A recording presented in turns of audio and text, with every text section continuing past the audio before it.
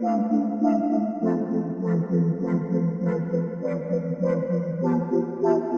into the Film Guy Network. It's football season, which means I've got a film study for you.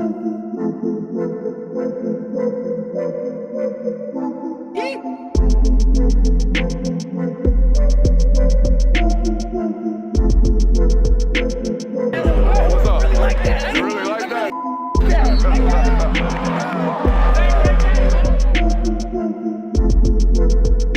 Let's shut up and grab some tape.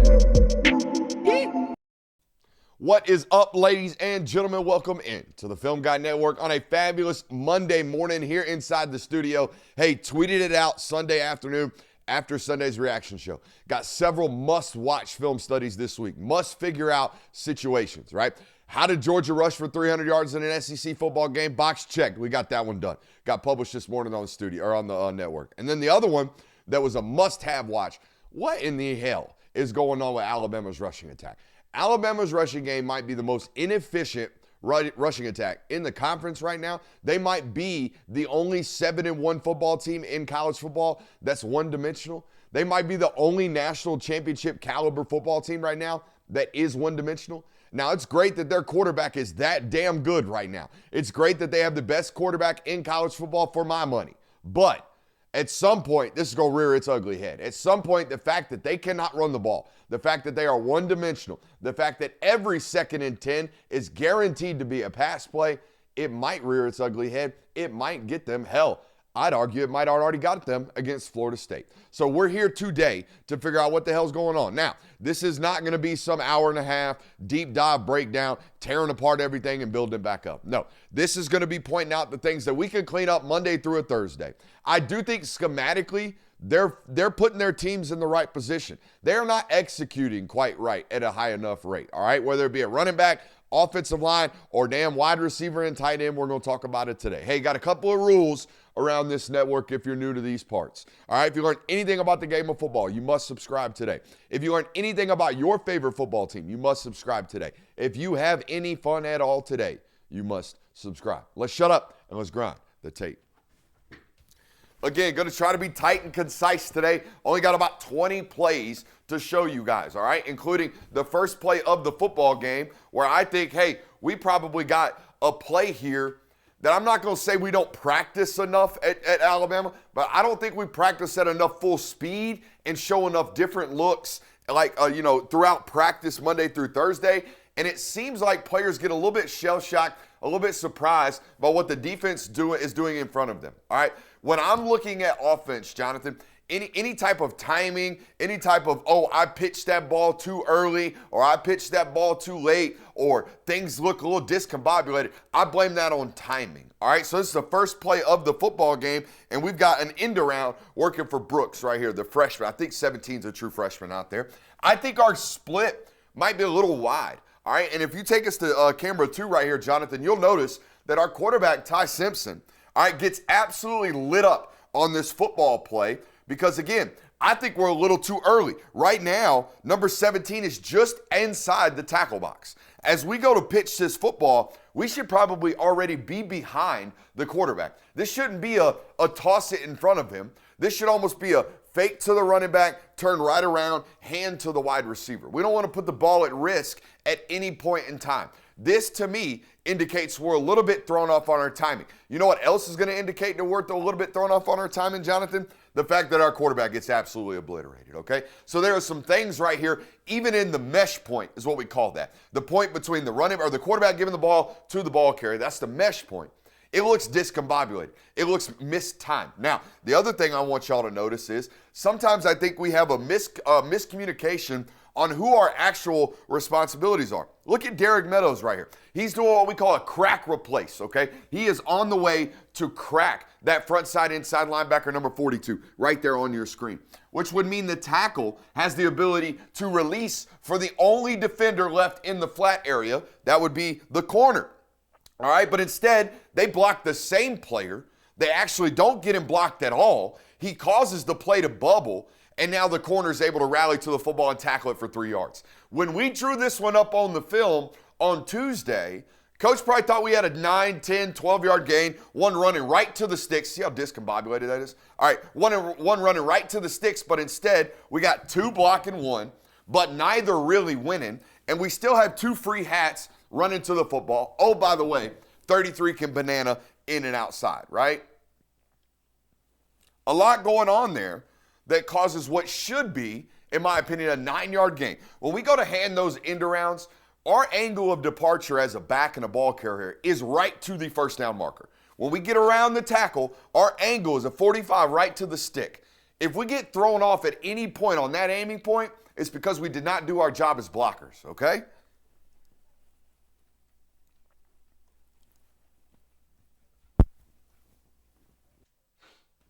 Now, this is a little bit different to me because I don't play in. I've never played in systems like this. Okay, I never played in systems where we've got 2 guards that we think can ISO themselves into a win. And honestly, I don't think anybody in this conference really does. I don't think anybody in this conference has a guard that can consistently drive 3 techniques against their will off the point by themselves, create, reestablish the line of scrimmage and win on a down-to-down basis. We can't do that. What we have to do is prioritize double teams, okay? We have to prioritize double teams, and I don't think they're doing a good enough job here, guys. We're going to get a solo from the left guard or right guard. We're going to get a solo from the left guard. Not once does Caden Proctor touch that down lineman. Not once does Parker Brailsford touch that down lineman. We are doing what we call in the offensive line world rushing to the second level. Watch how quickly these uncovered offensive linemen, right? These guys with nobody in front of them, watch how quickly they rush to the second level. Okay, now we're on separate levels, meaning our down linemen are blocking these defensive linemen 2 yards behind our offensive linemen who are up to the second level. See how discombobulated we are right now? We're on different levels as a defense, or as an offense, hoping that our right guard reestablishes the line of scrimmage against a 3 technique in number 88, who's a damn dude.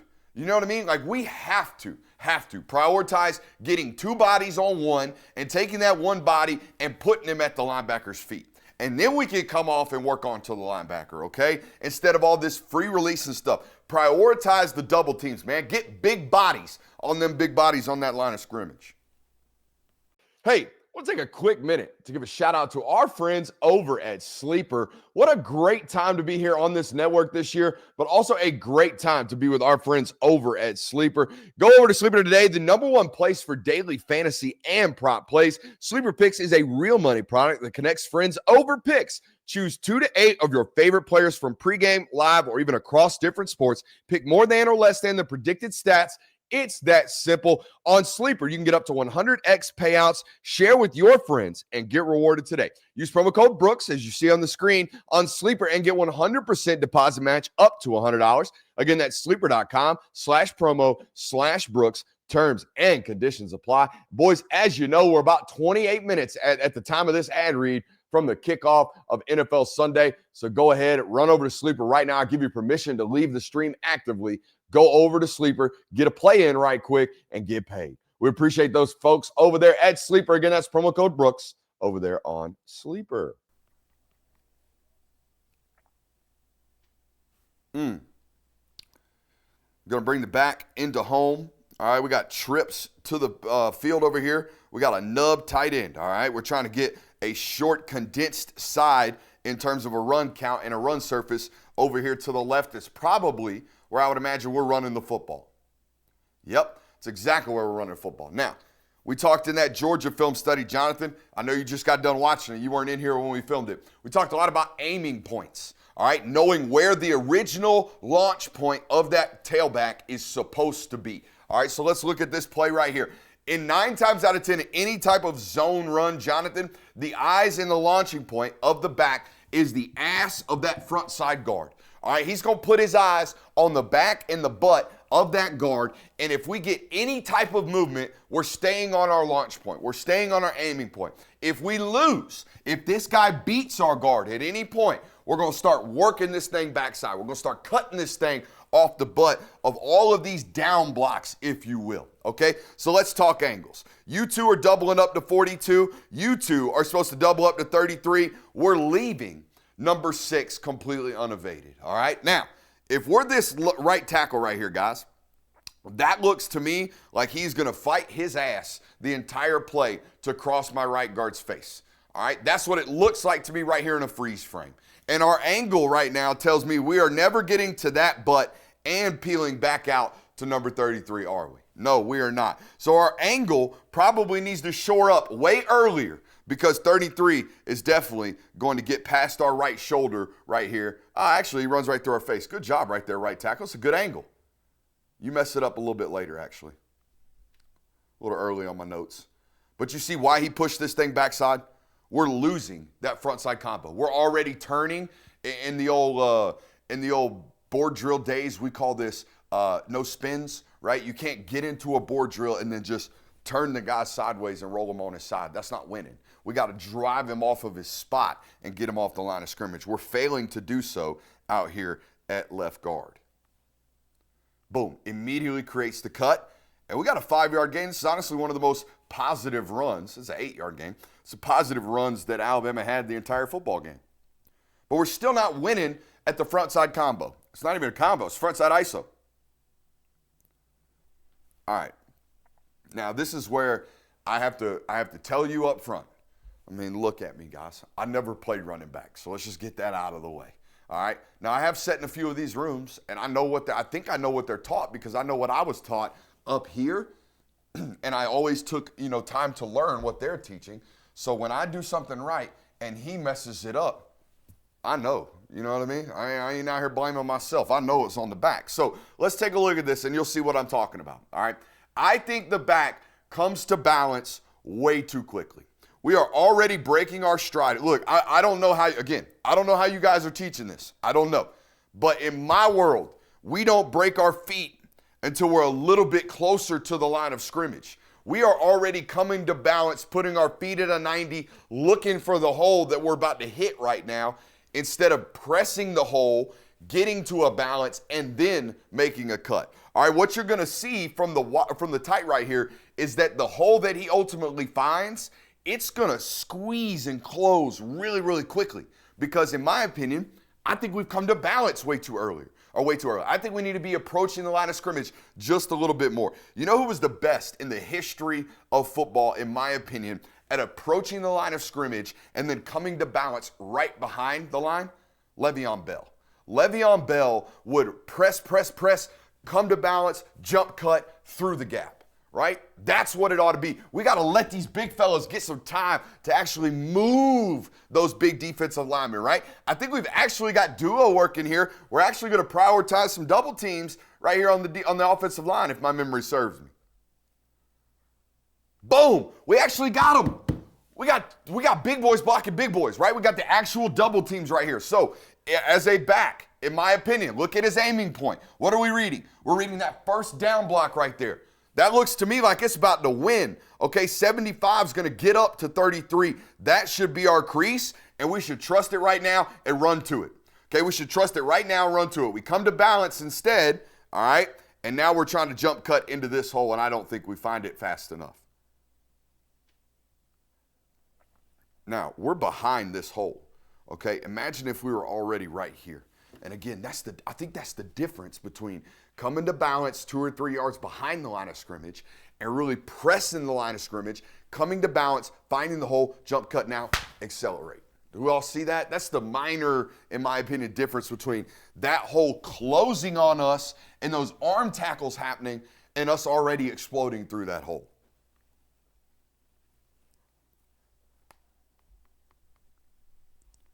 Now, sometimes, because we play in the Southeastern Conference, sometimes the defensive linemen on the other side of the football are just good ball players, okay? And we don't have a big-time threat at the quarterback position, so we're not going to be even in these counts all that often, all right? So when you get into this, we're in Wildcat, this jet motion from your quarterback is a non-threat to the box count players. Do you know what I mean by that? They are a non-threat to these football players. They do not care if the quarterback is a running threat. If he gets the ball in this jet motion, we know you're throwing the ball. That is not on us to tackle him. That's on us to cover who he's ultimately throwing the ball to. Do we all get that? All right, so what we should not expect is for number 44 right here to do what? We should never expect him to come flat-footed. He's going to be an aggressive hunt player right now because he knows you're not a rushing threat. Do we all get that? All right, so watch 44 right here. Does a great job denting, right? Getting down. They're trying to run counter right here and really smashing the face of that tight end, and a really good job of 33 right here, exchanging responsibilities. Number 33 is going to see the cross action motion from the tight and the quarterback. He's going to slip this right tackle's block right here. It's a great job by the young Weeks brother. Boom, right there. We've already won. We got a good dub right here as a linebacker.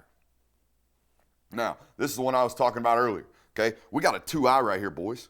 We, as a tackle, we should take a step here, make sure he does not slant into our responsibilities, into our gap, but we should be real firm and tight to the upfield shoulder of number 33. We should not be trying to hit him in his screws down the middle of his face. If we do, he's going to make us miss to the ball side of this. Do we all understand that? We need to be running right down the midline. See how we're already on this inside shoulder, guys? We're going to lose, okay? It's these little things, right? Your angle of departure, being a little bit wider, right? Attacking the right aiming point on the linebacker. If we just get this one block from Formsby, I think we have an opportunity, right? If we get this one block from Formsby, I think we got a shot. But that's football, man. I used to get so upset. Not upset. I used to just block it out when coaches would be like, do your 111th. Football's a job where you just have to do your 111th. Offensively, it is. Offensively, if one guy F's up, the whole play might be screwed. Defensively, if one guy F's up, but the backside safety makes a hellified play, we're all good. You know what I mean? All right, this is the type of stuff that I just don't, this is on the coordinator, in my opinion, okay?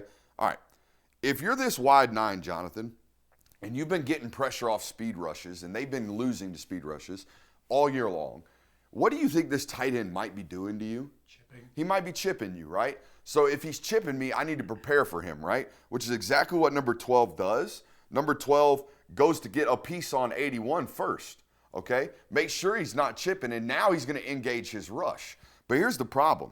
He's a wide 9, Jonathan, that hasn't really gotten off of the ball, and we're trying to run a swing screen over here. We're going to take him right to the football, and that's exactly what we do.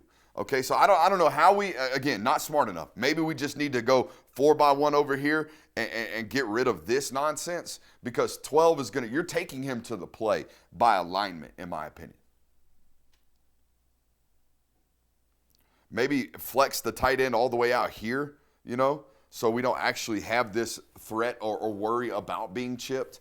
But every defensive end I've ever noticed that's a wide 9 that anticipates a chip is going to give some type of awareness of the chip and then work his speed rush. Well, we work the chip and then we work our speed rush, and we're already a wide 9, and you're trying to swing the back, you're going to run him right into my face, which is exactly what happens here. 12's got the play made for him. He's just seeing what's happening in front of him.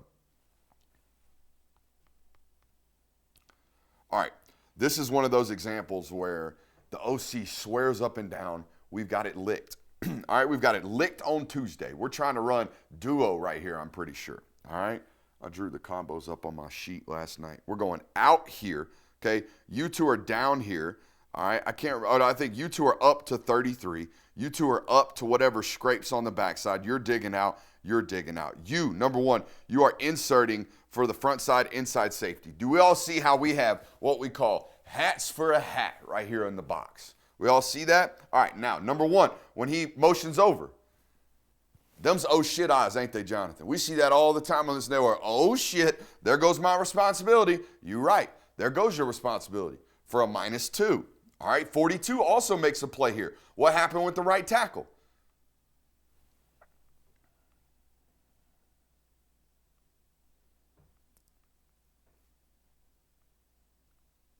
Come on, man.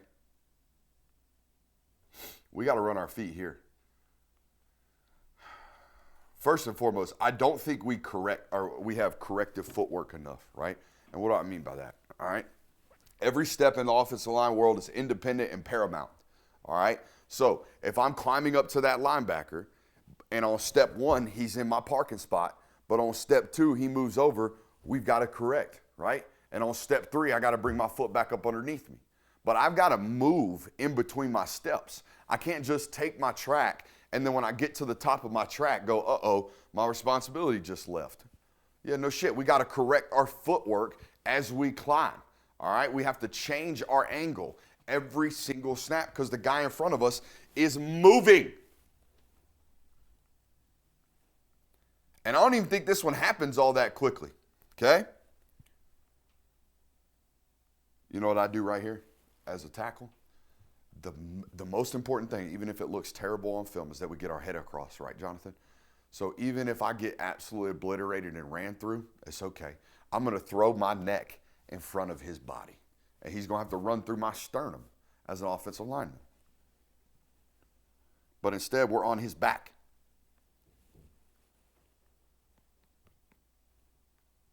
All right. Now, I want your opinion on this, Jonathan, because we're trying to run pin and pull right here. All right, we're going to pull 72. We got good numbers again. Look, we're going to add 72 in here. We're going to bring 74 over here as well. I really, really like the bubble that's naturally created in this defense. I think we got good numbers. Now, my question to you, Jonathan, is does the back really, really need to bow like he does right here? Proctor does a good job picking up the trash. We've got hat, we've got hat, we've got hat, we've got hat. We should be one-on-one with the safety right now, okay? But the back slows down, bubbles, can't find the crease until late, and now bumps it in. Watch it for full speed, Jonathan. You tell me.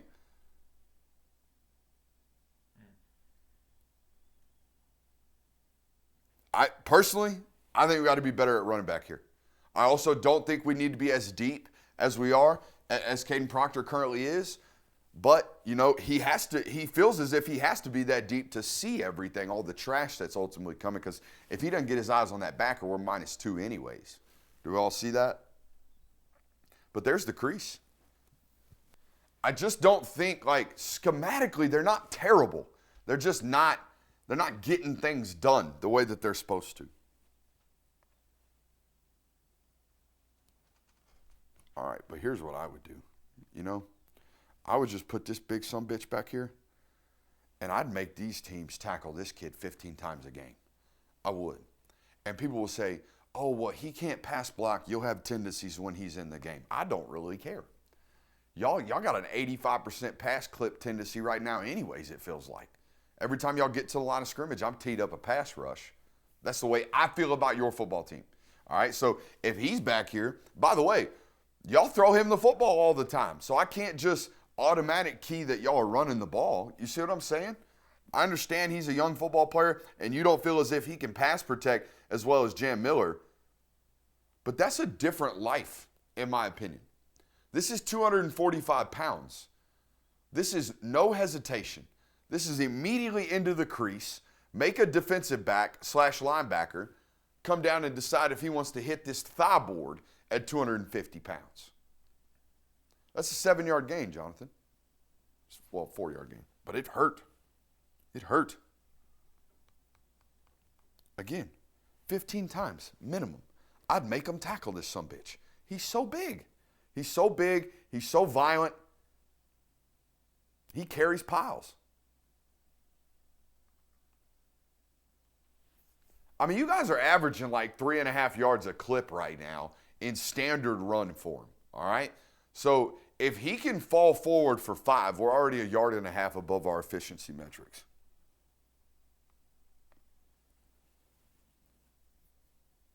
You know who's really, really good at this type of coaching? Is Alex Mirabal down there at Miami. All right, we got a lot of junk going on right now as a defense. We're stunting, we're rapping, we're plugging, we're doing all kinds of crazy stuff trying to create a havoc play right now. And I want y'all to watch number 77. So number 77's job is to be comboing up to number 42. These two are going up here. I don't really know who is responsible for the front side inside linebacker. I have no idea who's responsible for them, and I don't think they do either. I think they've got a miscommunication here up front. These two are working here, and these two are working out, which means this guy is unblocked right now in the front side A gap. That's not good.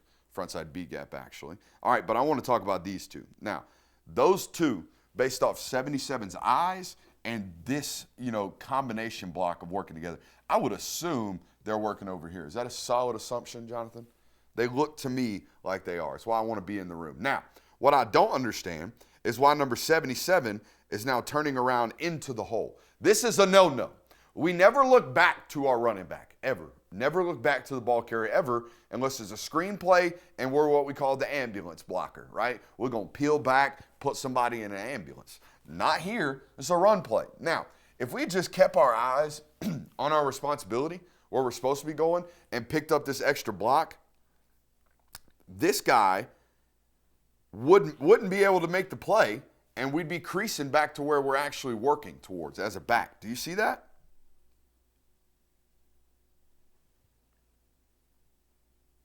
That's a no-no. Never, ever, ever. Keep looking for work. Keep looking for work on the second or third levels. You might be the touchdown block.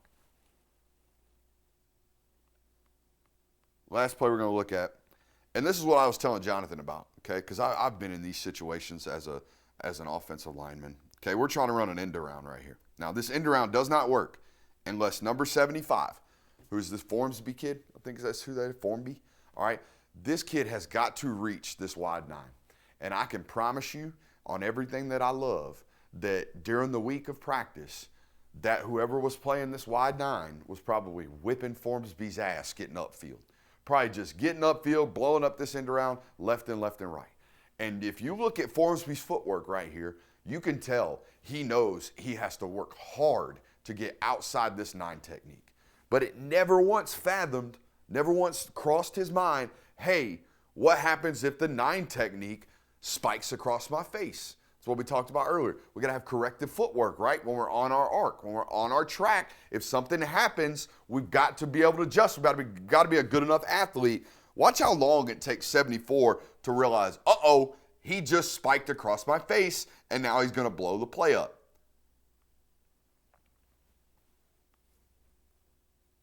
And that's all. That's it. That's the end of the end around right there. The moment that front side defensive end makes that thing bow, or God forbid gets a hand on a cleat, the pursuit is on, right? The pursuit is on from all these guys. The pursuit is on. The play is dead. And it doesn't help we're missing blocks out there too. I think our tight end whiffs as well. Okay? Let's take one final look at it. Yeah, our tight end whiffs as well on the corner. All right. It's a lot to clean up. It's a lot to clean up, but it feels to me like I hate to say it's a lot of execution stuff. Apart from the one screen pass that we felt like was schematically a little bit finicky, I didn't feel as if there was trash put on tape there from a coordinating standpoint, a run game coordinating standpoint. We've got to do a better job. There's no doubt about it. Hey, hope you enjoyed it. Hope you hit that thumbs up button. See you later.